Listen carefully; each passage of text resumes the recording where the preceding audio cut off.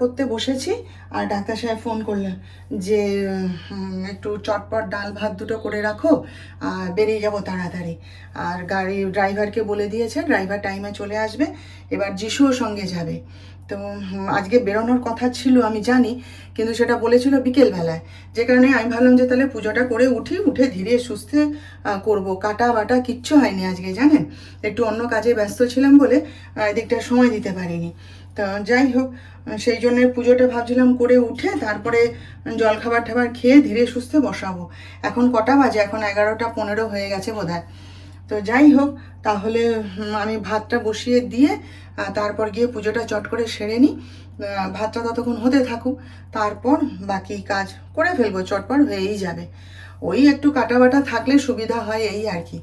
তো যাই হোক, ঝটপট করেই ফেলবো। তারপরে কি বলুন তো, এক জায়গায় রান্নাঘরে দাঁড়িয়ে যদি করতে পারতাম সব কাজ তাহলে হতো। আমাকে তো একবার এখানে একবার ওখানে এই করে করে কাজ করতে হয় না, ওই জন্যই অসুবিধাটা হয়। তো যাই হোক, চলুন, আজকে আর বেশি কথা বলতে পারবো না। এখন ভিডিওটা শুরু করলাম এখান থেকে, আপনারা সঙ্গে থাকুন, আমার দেখতে থাকুন। এই যে ভাত বসিয়ে দিয়েছি আর এখানে এই যে ডাল সেদ্ধ হতে বসিয়ে দিয়েছি। তো এই ভাত আর ডালটা হতে থাকুক, আমি ততক্ষণ একটুখানি জলখাবার খেয়ে নিই। জানেন, দাঁড়িয়ে দাঁড়িয়েই খাবো, এখানে দাঁড়িয়েই খেয়ে নেব, কারণ বসে যত্ন করে খাওয়ার মতো সময় নেই আজকে। এটা ঝটপট এখানে দাঁড়িয়ে খেয়ে নিই, ততক্ষণ হতে থাকুক। আর যিশু তো কফি খেয়ে নিয়েছে, নিয়ে ওকে চান করতে পাঠিয়েছি। আমি চলে যা, আমার হয়ে যাবে, চটপট চটপট করে দেবো। এই যে চট করে আলু পোস্ত বসিয়ে দিলাম।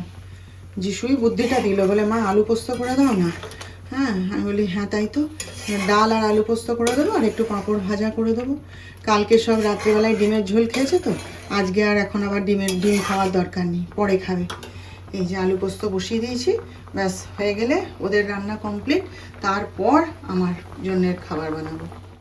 বাজে এখন হচ্ছে 3টে। ওই সব এই মাত্র খেয়ে দিয়ে বেরোলো। 3টে না, 3:05-10 হয়ে গেছে। এই মাত্র সব খেয়ে দিয়ে বেরোলো, বেরিয়ে তারপরে আমারও খাওয়া হয়ে গেছে, আমার কাজ সব কমপ্লিটও হয়ে গেছে। এবার একটুখানি বিশ্রাম নিয়ে আমার আবার আবৃত্তির ক্লাস আছে আজকে, ওই জন্য আজকে জিমে যাব না। তো একটুখানি বিশ্রাম নিয়ে নিই। মানে কি বলুন তো, সময়ের মধ্যে রান্না বান্না করে খেতে দিয়ে রেডি করে দেওয়া, সে যেন একটা মানে ঝড় গেল, জানেন। তো যাই হোক, চলুন এবার একটুখানি বিশ্রাম নিয়ে বাকি কাজ যা আছে পড়ে থাক, পরে হবে। আর তারপরে আবার রেডি হই, যাব আবার একটু আবৃত্তির ক্লাসে যাব। একটা লক্ষ্য নিয়ে, একটা ইচ্ছা নিয়ে আবৃত্তিটা শিখছি, বুঝলেন তো। আবৃত্তি শিখছি, গান শিখছি, সব কিছুই একটা ইচ্ছা আছে, একটা লক্ষ্য আছে, সেই নিয়ে শিখছি আর কি। তো দেখা যাক কতদিন পারি, কি পারি, কতটা পারি, এই আর কি। তো চলুন, হ্যাঁ, পরে আবার কথা বলবো আপনাদের সাথে। 4টে বাজে, এই যে আমি রেডি হয়ে নিয়েছি। সব কাজ সেরে বেরোনো তো দেরি হয়ে যায়। আর এক বই খুঁজতেই পাগলা হয়ে গেলাম। বইয়ের আলমারিতে বই নেই, একটা বই নিয়ে যেতে বলেছে। এই বইয়ের আলমারিতে কোথাও খুঁজে পাই না, সব বই মাটিতে ফেলে রেখেছি, এসে গুছাবো। লাস্টে যিশুর বইয়ের আলমারিতে বইটা পেলাম, এই যে এই বইটা নিয়ে যেতে বলেছে, জানি না কেন, এর থেকে শেখাবে হয়তো। এই বইটা আমি যখন বাংলায় অনার্স পড়ি তখনকার বই, জানেন, আমার অনার্সে ছিল এই বইটা। তো যাই হোক, চলুন, বেশি কথা আর এখন বলবো না, যাই একটুখানি ঘুরে আসি। দেরি একটু হয়েই গেছে, যাই হোক, চলো না, পরে আবার কথা বলবো। এখানে বেগুনি ভাজলাম, এইটা আমি এখন খাবো। আর এখানে ডাক্তার সাহেবের জন্য তুলে রেখে দিয়েছি। আর আমার যিশু দুটো বেগুনি, আমি যখন ভাজছিলাম গরম গরম, দাঁড়িয়ে দাঁড়িয়ে দুটো বেগুনি খেয়ে বেরিয়ে গেছে। আর আমি এখন এই যে খাবো, এটা জল খাবার। তো চাটা তো খাওয়া হয়ে গেল, ঘর তো এখন ফাঁকা পুরো, কেউ তো নেই ঘরে। আমিও একটুখানি গানটা নিয়ে বসি। অনেক আধুনিক গান নিজে নিজে তুলতে পারছি, জানেন তো, অনেক আধুনিক গান তুলেছি। সেদিন তো আবার ডাক্তার সাহেব এসে বলছে, বলে কই দেখি কেমন তুলেছো গানটা, এটা গান আছে আর কি। তা গাইলাম, বলছে বাহ খুব সুন্দর হয়েছে। আবার কোনো কোনো জায়গা আবার ও নিজে একটু দেখিয়ে দিল, কারণ ওই গানটা ও জানে। তো আমাকে আবার একটু দেখিয়ে দিল, বলছে বাহ ভালো তোলা হয়েছে। আর সাগরিকাদি তো আসবেই। তো যাই হোক, আজকের আবৃত্তি ক্লাসটা খুব ভালো হয়েছে জানেন তো। আজকে আমি প্রশংসাও পেয়েছি। সঠিক বলছে, বৌদি তুমি যে বলছিলে যে আমি রবীন্দ্র কবিতা শুধু আবৃত্তি করতাম, এগুলো পারবো কি না, তোমার প্রথম থেকে একটা ভয় ছিল, তুমি কিন্তু সে ভয়টা উতরে গেছো। তোমার গলা কিন্তু আস্তে আস্তে আস্তে আস্তে কিন্তু তৈরি হচ্ছে। বলে তুমি 6টা মাস করো, তারপর তুমি নিজেই নিজের গলাকে চিনতে পারবে না। আসলে চিরকাল, ওই যে বললাম না আপনাদের, চিরকাল তো রবীন্দ্র কবিতা আবৃত্তি করেছি, বাবার কাছে শিখেছি। এবারে ওর কাছে গিয়ে এবার সব রকমের কবিতা, আজকে যেমন সঞ্চিতা ওই যে নজরুল ইসলামের যে বইটা সেটা নিয়ে গেছিলাম, সেখান থেকে একটা কবিতা দিয়েছে। তো সব রকমের কবিতাই আবৃত্তি করছি, অনেক আননোন কবিতাও শেখাচ্ছে। তো সেগুলো শিখতে শিখতে বলছে তুমি গান করো তো, ওই জন্য তোমার গলায় কোনো মানে খাঁজ নেই, পরিষ্কার গলা একদম, আর তোমার গলা অনেকটা উঁচুতে ওঠে।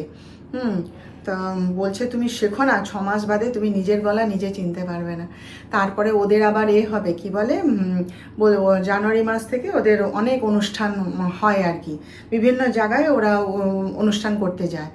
তো আমাকে বলছে আজকে, বলে এবারে প্রত্যেকবার তো বাচ্চাদের নিই, তাহলে এবার আর বাচ্চাদেরকে আর সঙ্গে নেব না, এবারে তোমাদের গ্রুপটাকে নিয়ে করব, অন্য গ্রুপ যদি যোগ দেয় তো করবে।